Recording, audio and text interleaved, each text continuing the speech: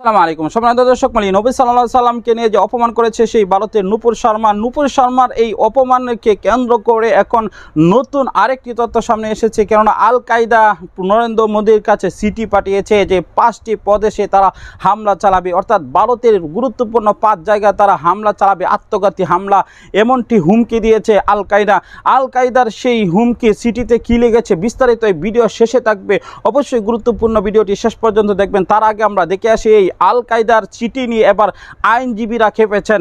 ভারতের আইনজীবীরা কি বলতেছেন তার মুখ থেকে আমরা শুনিয়েছি গুরুত্বপূর্ণ। এরপরে আমরা দেখব আল কায়দার সেই চিঠিতে কি আছে, অবশ্যই শেষ পর্যন্ত দেখবেন।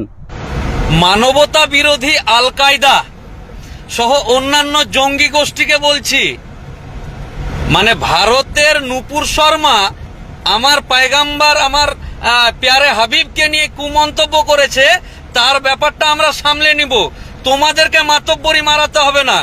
আমরা কোনো মতেই ভারতের জনগণ কোন জঙ্গি গোষ্ঠীর কার্যকলাপকে সমর্থন করি না এবং নিন্দা জানাই, এবং হুঁশিয়ারি সুরে বলছি, যদি কোনো জঙ্গি গোষ্ঠী টিভিতে দেখলাম আল কায়দার মতন জঙ্গি গোষ্ঠী লেটার প্যাডে লিখেছে যে উত্তরপ্রদেশ, মহারাষ্ট্র, বিভিন্ন যে মূল্যবান দেশের জায়গাগুলো আছে ওগুলাতে নাকি মানব বোমা বিস্ফোরণ করে দেশের আমার প্রিয় ভারতের ক্ষতি করার চেষ্টা করবে, কেন না হলে নাকি ওই বিভিন্ন রকম ধর্মীয় উস্কানি দেওয়া হচ্ছে, সেই চামড়া তুলে নিব, ছাল ছুলে নুন দিয়ে চাপকে দিব যদি এরকম কোন মাতব্বরি হয়।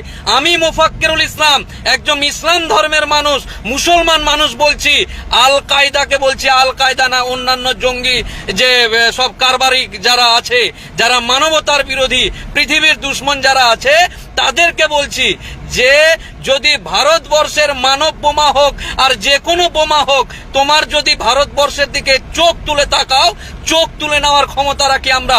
আর ওই মানব বোমা যে তৈরি করবে তাকে বলছি, আমার নাম মোফাক্কিরুল ইসলাম, কলকাতা হাইকোর্টে ওকালতি করি, আমার চেম্বারের ঠিকানা দেওয়া আছে। কত বড় বোম তোমার আছে নিয়ে আসবে। আমার দেশকে ক্ষতি করার আগে আমাদের মতন সংখ্যালঘু মানুষরা, যেমন আমাদের পূর্বপুরুষরা দেশকে স্বাধীন করতে রক্ত দিয়েছে, তোমাদের মতন চুনিপুটিদের বোম আমরা দেখতে চাই। আল কায়দা বেশি বাড়াবাড়ি হয়ে গেছে না? দেশের অভ্যন্তরীণ ম্যাটার আমাদের, আমরা যে এই যে সামগ্রিক ব্যাপারগুলো যেগুলোতে দেশ নিয়ে আলোচনা হচ্ছে, পয়গম্বর আমার প্যারে হাবিবকে কিছু বলেছে, দেশের সরকার আছে, আমরা দেশের জনগণ আছি, অন্য রাজ্যের কে বলছে তেল বন্ধ করে দেব, কে বলছে এই করতে হবে সেই করতে হবে, না। আমরা ভারতবাসী, আমাদের ভারতের অভ্যন্তরীণ ব্যাপার।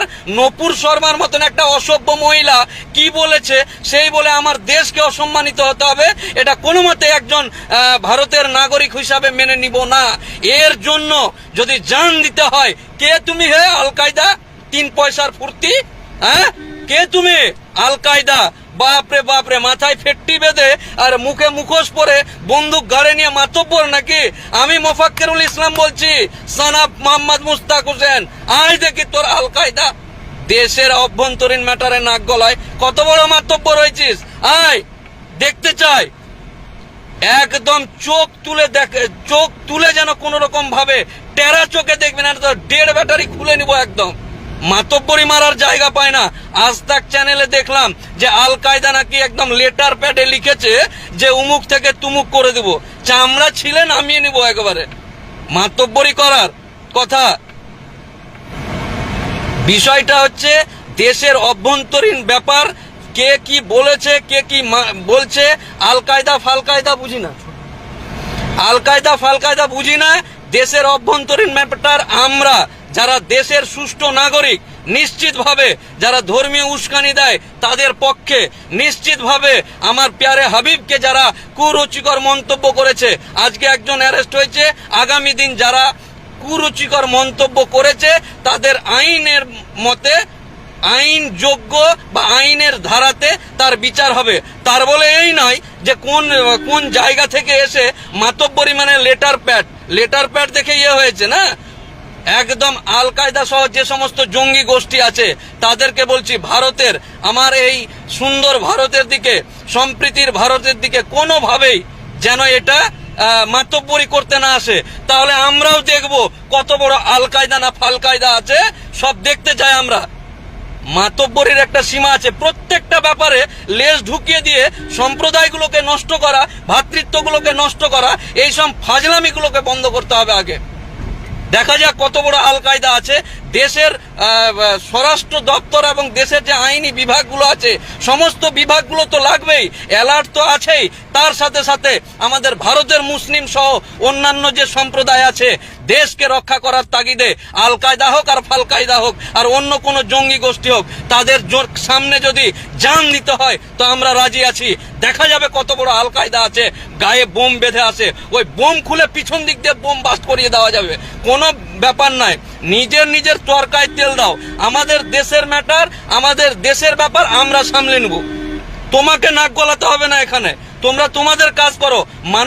মানবতা বিরোধী কাজ করে একটা মানুষকে, সুষ্ঠু মানুষকে জান মেরে দিয়ে ভিডিও প্রকাশ করে মাতব্বরি করা হয়। ওপেন আমাদের মতন খুলে বেড়াও না, দেখে কত বড় আল কায়দা।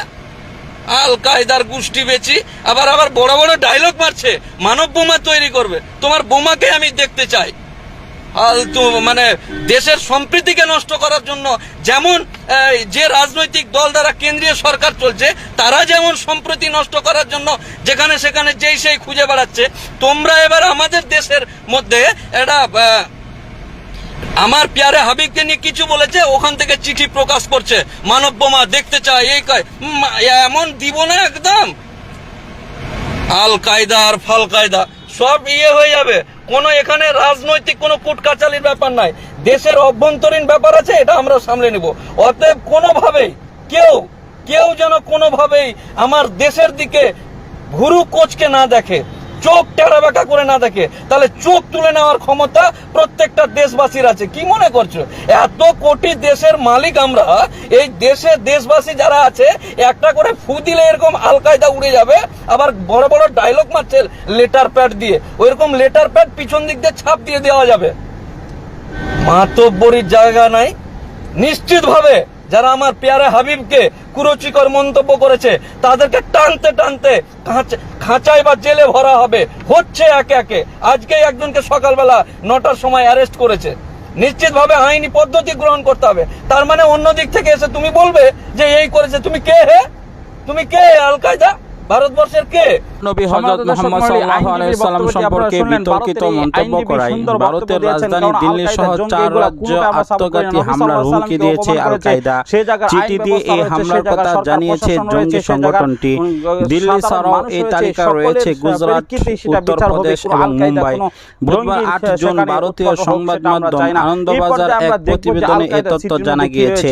প্রতিবেদনে সংবাদ মাধ্যমটি আল কায়দার একটি চিঠিকে উদ্ধৃত করেছে।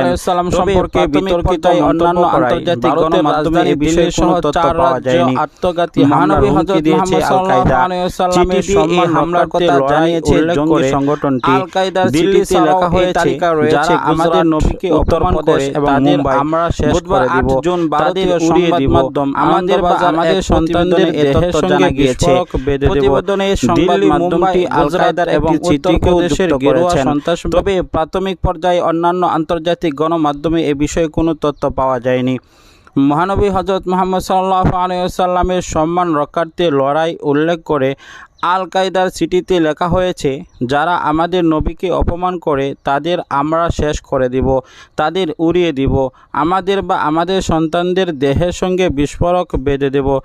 দিল্লি, মুম্বাই, গুজরাট এবং উত্তরপ্রদেশের গেরুয়া সন্ত্রাসবাদীরা তাদের শেষের জন্য অপেক্ষা করবে। আমাদের দর্শক আল কায়দার সিটিতে যে বিষয়টি বলা হয়েছে মূলত সেগুলা একেবারে হাস্যকর বিষয়। মূলত এগুলাকে উস্কানি দেওয়ার জন্য কিছু মানুষ কিন্তু এখানে কাজ করছে।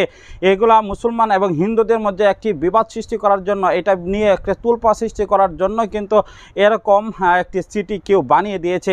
কেননা যদি বানিয়ে না দিত তাহলে অবশ্যই মুহূর্তের ভিতরে তারা যদি চাইতো তাহলে কে চিঠিটা দিয়েছে সেটা কিন্তু পেয়ে যেত। এখন আল কায়দার কোনো এখন কোন তৎপরতা নেই এবং আল কায়দার নামও কিন্তু এখন নিশানা কিন্তু এখন মানুষের কাছে নেই। আল কায়দা এরকম কোনো হামলা বর্তমানে কোনো করে নাই, তাহলে আল কায়দা কেন তাদেরকে সিটি দিবে? অবশ্যই সেটা হাস্যকর মনে হচ্ছে এবং বানোয়াট মনে হচ্ছে। আপনার কি মনে হচ্ছে? অবশ্যই আপনার মূল্যবান মতামতটি কমেন্ট বক্সে জানিয়ে দিবেন। পরবর্তী সকল ভিডিও পাওয়ার জন্য অবশ্যই চ্যানেলটিকে সাবস্ক্রাইব করে বেল বাটনটি অন করে রাখবেন। দেখা হচ্ছে পরবর্তী ভিডিওতে, সেই পর্যন্ত ভালো থাকুন, সুস্থ থাকুন। আসসালামু আলাইকুম ওয়া রাহমাতুল্লাহি ওয়া বারাকাতুহু।